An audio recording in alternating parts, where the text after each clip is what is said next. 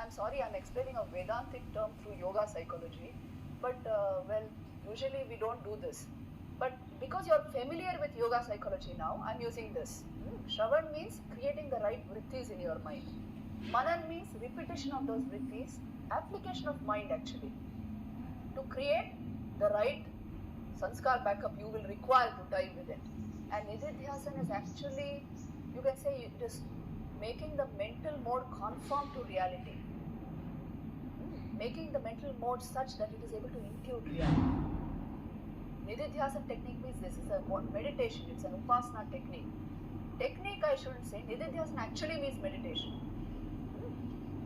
Now, how do we go into this? You see, actually what is happening in your mind is what this slide is showing you. You are turning the rays of your attention inward. Usually, what is the kind of attention you have? It is mainly outward turned. Hai na? We are studying outside objects. Here, what are they trying to tell you? They are telling you focus a little on the subject, on the self, because first person research involves this. You need to know something about the subject. Now for this, attention has to be turned inward. Ab dekhiye, the difference between the two, and I put on that slide. The difference actually lies in the lens of your mind. Are you seeing that? Whether you are going to converge the rays or diverge the rays of your attention depends on the structure of your mind. How is your mind trained? Usually, the rays are always very divergent. Now, the structure of your mind should change if they are to converge within. Structure of your mind should change का क्या मतलब है? Now you should be able to tell me. Yes, see? The neural networks, neuroplasticity, very good. The way your mind is functioning, उसमें थोड़ा change आना चाहिए. If I have to get the ability to turn my attention inward. आपको पता है उपनिषद में एक बहुत सुंदर मंत्र है. कठोपनिषद परांचिखानि व्यथृणत् स्वयंभू तस्मात् परां पश्यति नान्तरात्मन् कश्चित् धीरा प्रत्यगात्मानमैक्षत् आवृत्त चक्षु अमृतत्वमिच्छन्. इसका मतलब है our senses are turned outward, mind is also turned outward usually, and so we take joy only in outward objects. But some dhira, understanding the nature of experience, kashchit dhira pratyagatmanam, he turned the gaze of the mind and the senses inward. This turning inward, ability to do this will come only with practice. इसीलिए तो थोड़ा थोड़ा meditation suggest कर रहे हैं. Turning the rays of your attention inward. If you practice enough, you will see you will be in charge of your mind in a way. Whenever you want, you can have focus. It is not dissipated. If the focus is constantly dissipated, distracted, you will become restless in no time. And well, it harms you in a very big way. In your studies, in everything. You require more effort in everything to achieve success. If the mind is under control and trained, your attention is trained, the content of your mind, you see, the structure of your mind has changed due to practice, due to good habits, due to a disciplined life. Everything becomes easy. Achievement becomes easy in any field. So, turning the rays of mind, attention inward. Now, what are we trying to focus it on? We are trying to focus it on the knowledge of the self. So, you see, who am I? This is something you must catch here. What exactly you are meaning by I is the light of pure consciousness reflected in the mind, which pervades in your buddhi. It generates empirical awareness, our sense of being. This is technically called the jiva, the entity that designates itself as I. आपने कभी ऐसा सोचा है? What do you mean by I? What is the picture that comes in your mind when you say I? Tell me. To understand the significance of this, what we are giving you here, tell me first what is the picture that comes in your mind when you say I? क्या आता है मन में? Body and name. Very good. Your name and form comes in your mind. That is all. How will you know who is the real I in you? Name and form always changing, isn't it? What is the unchanging thing in you? What is the permanent thing in you? आप असल में क्या हैं? You are that. how will you actually find it? You see, you are more mind than body, isn't it? Mentally you're more awareness than mind. If you actually stop thoughts, this will become very obvious to you that you are more awareness than mind. There's a fatal error in cogito ergo sum. आपने सुना है Descartes का?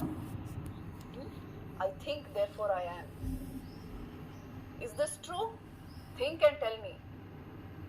Are you there only when you think? Or because you are there you are able to think? If you have yoga, you will immediately understand, even if I stop thought, I am there. Not that I am there because I think, because I am, therefore I think. Difference is very simple. You see, cogito ergo sum means, I think therefore I am.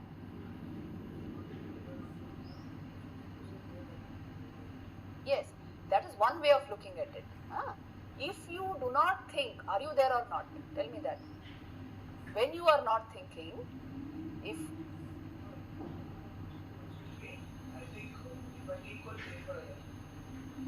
this is, see, cogito ergo sum means, I think therefore I am. This will immediately, corollary of this would be then, if I don't think I am not. Is this true, I am saying? This is not true. Which means what? The essential thing is your existence. Because you are existing, you are thinking. Now what is existing? You as awareness are always there. Thoughts move in and out of that awareness. Only if you stop thought for a few microseconds at least, you will understand this immediately. That awareness is more fundamental to the thought process. If you don't think, you don't vanish. आप में वो योग बल हो तो आप ये immediately समझेंगे कि if I don't think, I remain over. Thoughts come, move in and out of my awareness. Not that only if I'm thinking I am there, and if I don't think I am not there. So a little amount of yoga, meditation is required to understand. Stop your mind for a few seconds and you will understand this.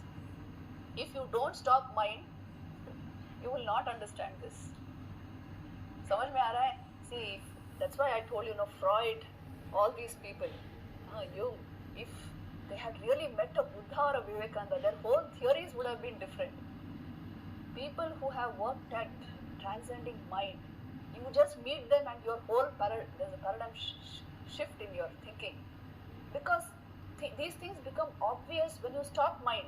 You have the capacity to stop your mind. And then you will understand awareness is primary to mind function.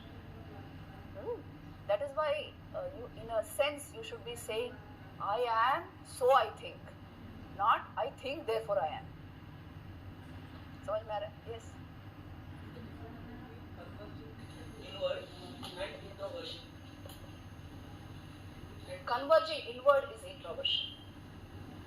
If the rays of your attention are converging to an inner source, your mind is turning within. If the rays of attention are dissipated towards an outer source, you are losing your attention. You understand? Why I say you are losing your attention is, slowly you will see the object will take charge of those rays of attention. You will lose control over the situation. You got the point? Now, here you see the level of research here in this diagram. If you have understood what I said so far, you will understand the light of pure consciousness reflected in the mind is your sense of being. You feel alive, you feel aware. It is due to this light of consciousness reflecting in your mind. This is what you call I. Technically it's called the Jiva in Vedanta. Our sense of I arises from here, the I sense. Now what Vedanta is telling you is, if this I sense is kept very pure, without attaching it to many things, it will lead to its source. It's called pure aham pratyay. आपने रमन महर्षि का नाम सुना होगा? This is the kind of technique he adopted. The pure aham will lead to its source. To generate the pure aham is a task, unless you have those sanskars. Which means what? Our aham is invested in so many things. Wo. All that the world imposes on you, you go on identifying with that. Track and see what you mean by I just now. It is constantly changing, but you are identifying bit by bit with everything the world expects you to be. That is why self-knowledge is difficult. If you can keep that I pure, that sense, इसीलिए ये दे रहे हैं आपको. You understand? Try to understand the real you is not invested in anything. This is most obvious. ये आप पकड़ सकते हो with a little thought. So you must always learn to understand the relative importance of things. When you are, even if the picture of your body appears in your mind as I, you must know that you are seeing a picture, an objective view of something you are identified with at present. Nothing more than that. That is not the real you. Even the mind, your thought is not the real you. That which is behind thought, the awareness, that is more you than anything else. लेकिन ये चीज जो है ये पकड़नी चाहिए, सिर्फ सुनना नहीं. अभी आपने सुन लिया, dwell on it and you will catch it. It's your own experience. This is not a philosophy we are giving you. All the time you are awareness only, into which thoughts are coming and going. You give those thoughts so much importance, then you superimpose them on objects like body and you identify with it and you create all the confusion. The I always remains detached. You are always that. Tattvamasi Shvetaketu. How many times it is said in Chandogya Upanishad? You are always that. Just analyze your experience, your existence just now, you will come to this. So, if you have understood this, you will understand this next question. You see, this comes in Shankara's commentary on Brihadaranyaka Upanishad. He says, as